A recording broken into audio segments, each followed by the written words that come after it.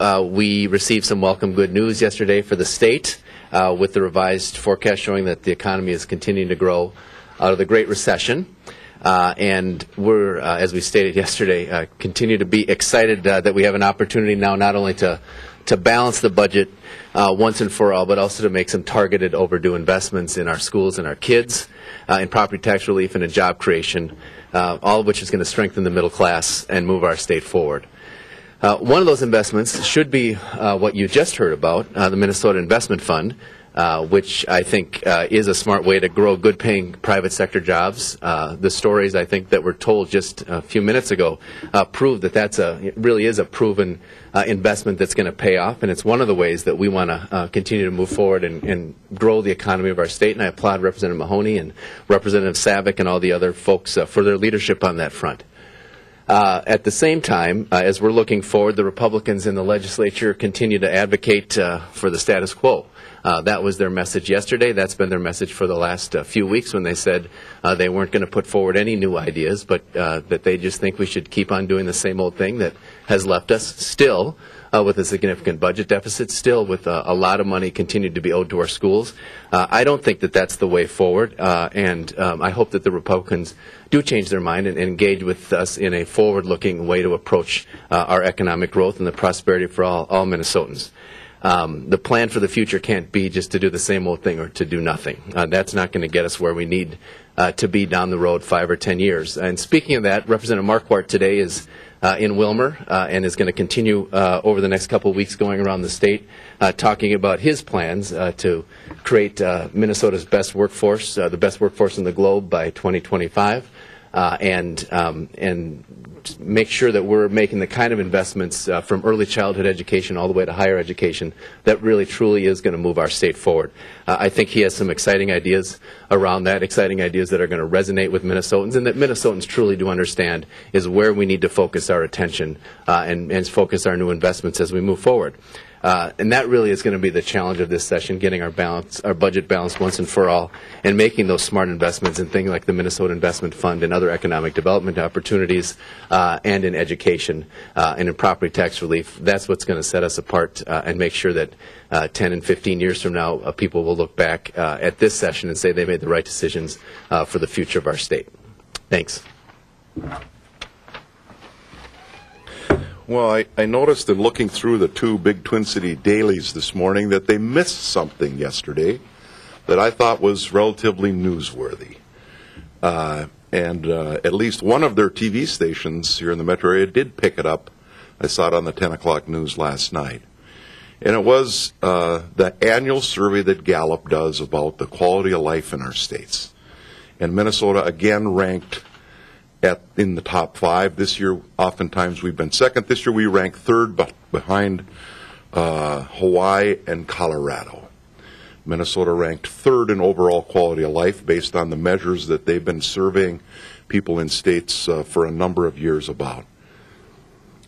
That's, I think, a pretty big story, and I think that story is especially important to me because I feel like I want to continue to do what we can do here at the Capitol to make sure that we stay in that position as one of the best places in the country to live.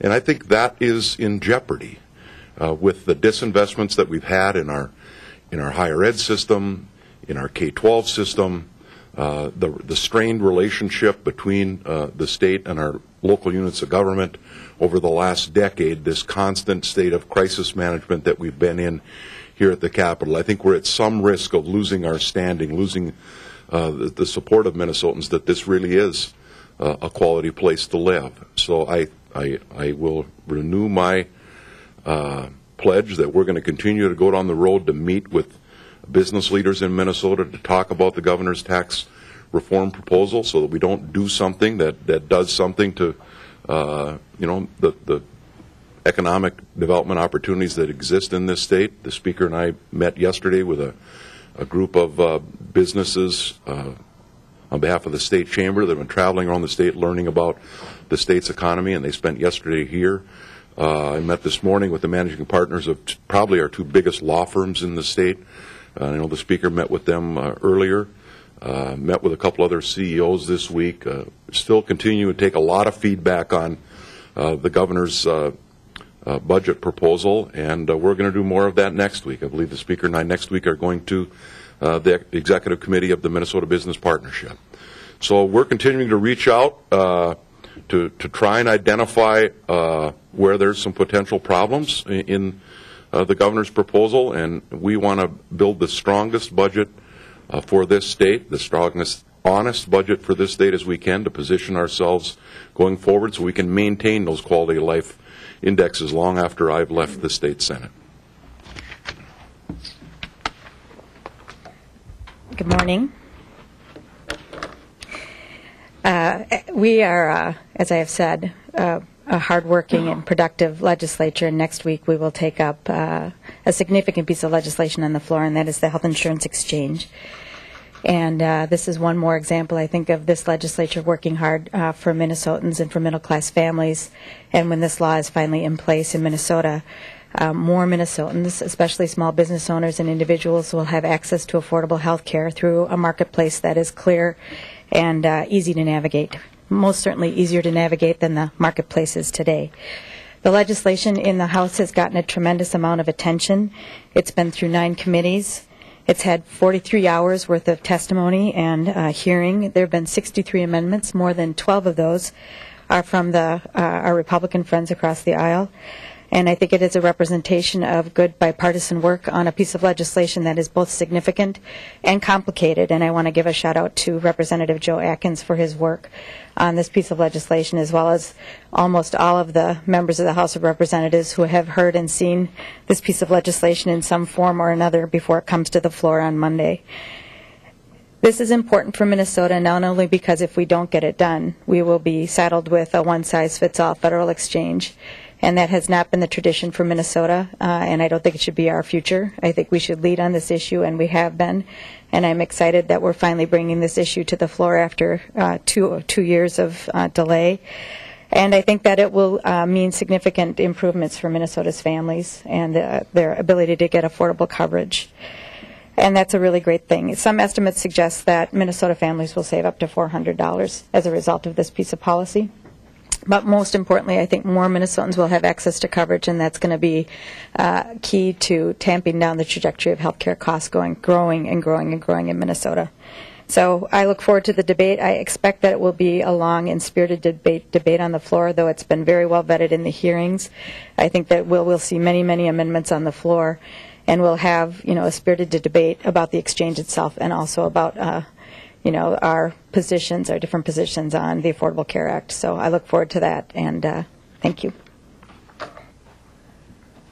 Good morning. I'd just add that the Senate next week will likely take up the health exchange bill on Thursday when we meet for session at 11 a.m. We're also meeting in the Senate on Monday and Wednesday to process paperwork, and then, as you know, we're reconvening that Wednesday evening, the 6th, for the joint convention to elect regents to the University of Minnesota. So as I said yesterday, as we approach the first committee deadline, we're allowing a lot of time for both public input onto the bills that are being heard before the committees, and at the same time trying to process bills as quickly as possible so that they can indeed meet these deadlines, which are quickly approaching. Thank you. Happy to take questions.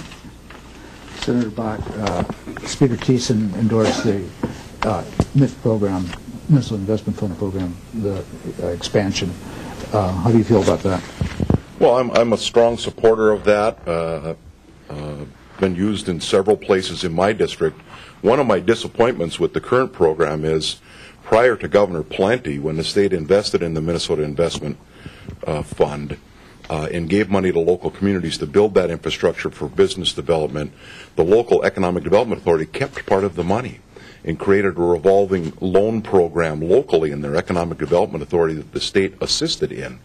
I haven't talked with Senator Thomasoni yet about revisiting that issue, but it's a program that served the state very well. I think it actually served us better prior to Governor Plenty, and the governor had proposed a significant addition to the MIF fund in the special session during the over the Duluth flood issue, and the Republicans, as we negotiated that final flood package, trimmed the governor's proposal down significantly. So this isn't new for the governor. He's been advocating for this since he was elected. I just remember the conversations that we had during the shutdown in 2011. The Republicans actually, in their budget that they passed in May before they went home, they zeroed it out completely, down to zero. And I remember having the conversation with Senator Michelle. I said, Jeff, don't you understand? This is money that goes to businesses. I mean, isn't that even, is nothing important? And then when the final deal was struck in July to end the shutdown, I believe we had a puny little amount of $3 to $5 million or something put in. But I remember that conversation very well, so I've been a longtime supporter of it and look forward to putting some additional money in it this year. And I'm going to have a conversation with Senator Thompsoni about going back to the old model where the local economic development authority were able to keep some of the money so they'd have a revolving fund of their own. Senator Bakk, what do you think of the universal background check bill? It's in Representative Paymar's guns bill. It looks like it will probably be in Senator Latz's as well. Do you support that?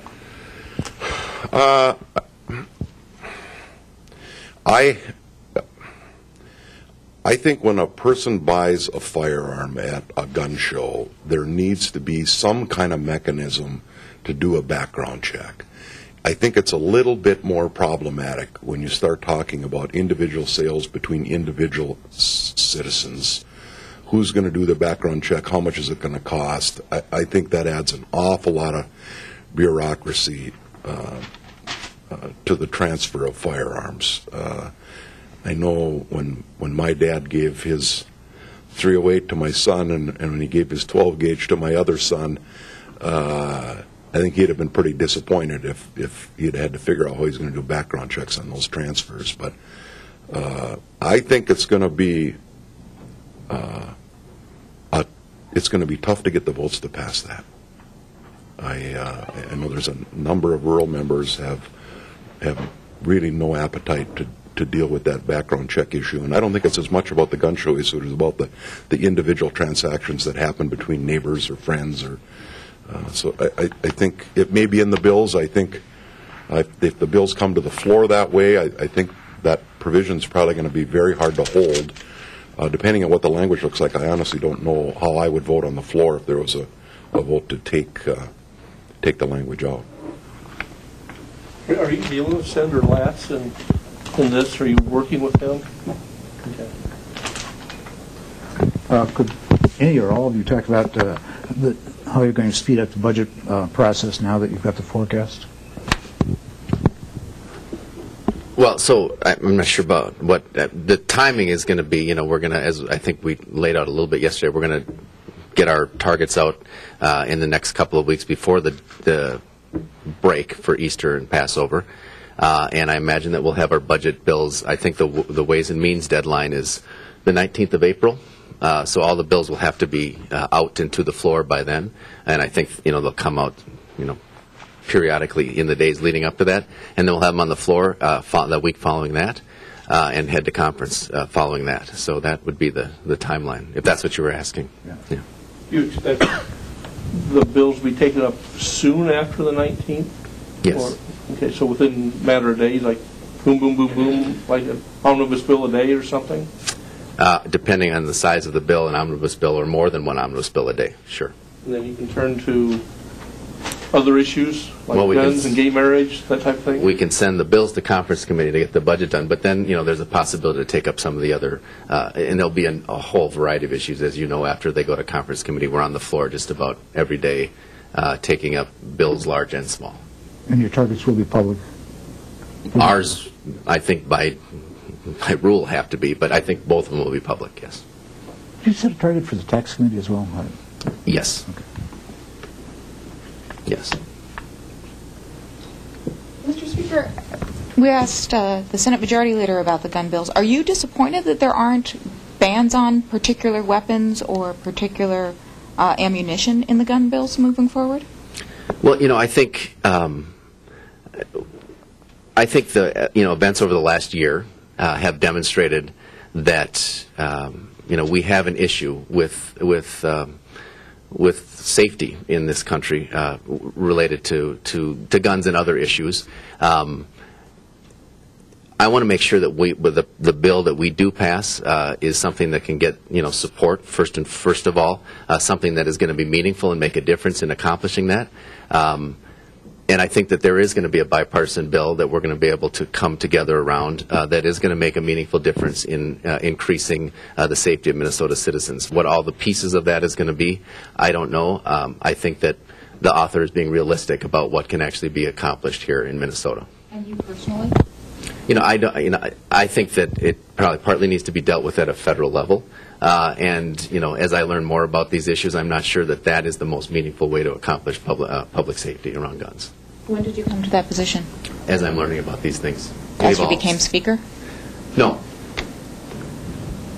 You mentioned the healthcare exchange, the insurance exchange bill coming up. Are there any other big bills coming up next week on the floor? Any other? We anticipate there'll be some bills on Thursday, but nothing as significant as the health insurance exchange. That's our big piece of work for next week. Are you starting at 3? Yes. Do you have anything on the Senate floor other than the exchange of significance? No. We're going to spend more of our time in the next couple of weeks, I think, in committee, get out in the run-up to the deadline. Have the amendments already been submitted on the exchange bill? I know people are working on amendments, but we won't see them until noon. But we'll be looking at them this afternoon and getting prepared, as well as Minnesotans will be able to look at those as well. Do you have any idea how many are coming? I don't. I would anticipate that we'll see a number of the amendments that we've already seen in committee, and some other ideas as well. This issue, there's an ideological voice that I think we'll hear on the floor on Monday, in addition to the amendments that people want to add to try and make the exchange work better.